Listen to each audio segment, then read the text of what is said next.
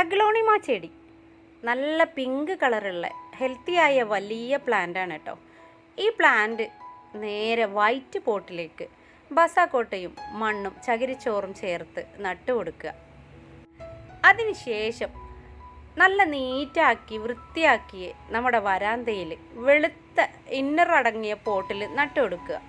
Inner അടങ്ങിയ പോട്ടിൽ നട്ടു കൊടുക്കുന്നത് എന്താണെന്ന് വെച്ചാൽ വെള്ളം താഴേക്ക് പോവാതിരിക്കാനാണ് നമ്മൾ ഇന്നറുള്ള പോട്ടിൽ നട്ടു കൊടുക്കുന്നത്. ഇങ്ങനെയൊന്ന് വെച്ചു കൊടുത്താൽ നമ്മുടെ വരാന്തയുടെ ഭംഗി അങ്ങ് കൂടുകയും ചെയ്യും.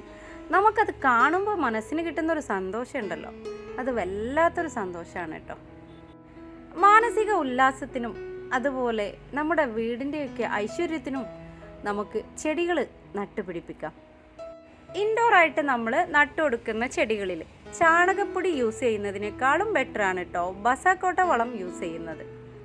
ബസാക്കോട്ട വളം കൂടെ നമ്മൾ ചേർത്ത് കൊടുത്താൽ പിന്നെ 6 മാസത്തിന് നമ്മൾ ആ ചെടിക്ക് വേറെ ഒരു വളങ്ങളും ചേർക്കേണ്ട, വെള്ളം മാത്രം ഒഴിച്ചു കൊടുത്താൽ മതി.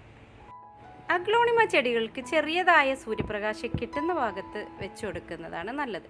സൂര്യപ്രകാശം കിട്ടുമ്പോൾ അതിൻ്റെ ലീഫുകളുടെ ഭംഗി ഒന്നുകൂടെ വർദ്ധിക്കുന്നതായിട്ട് കാണാം.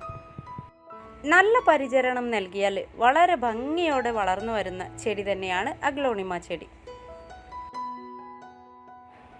പുതുതായി വന്ന ആന്തൂറിയാണ് കേട്ടോ. നല്ല ഭംഗിയുണ്ട്, കുഞ്ഞു കുഞ്ഞു ലീഫുകളും കുഞ്ഞു കുഞ്ഞു പൂക്കളുമായിട്ട് നല്ല ഭംഗിയുള്ള പ്ലാന്റാണ്.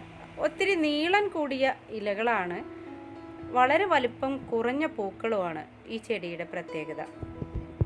ഈ ഒരു ടൈപ്പ് ചെടി ആദ്യമായിട്ടാണ് കേട്ടോ നമ്മൾ ഓൺലൈൻ സെയിലിൽ വരുന്നത്. അതുകൊണ്ട് തന്നെ ഈ ചെടി ഇപ്പോൾ നമ്മുടെ ഓൺലൈൻ സെയിലിൽ അവൈലബിൾ ആണ്.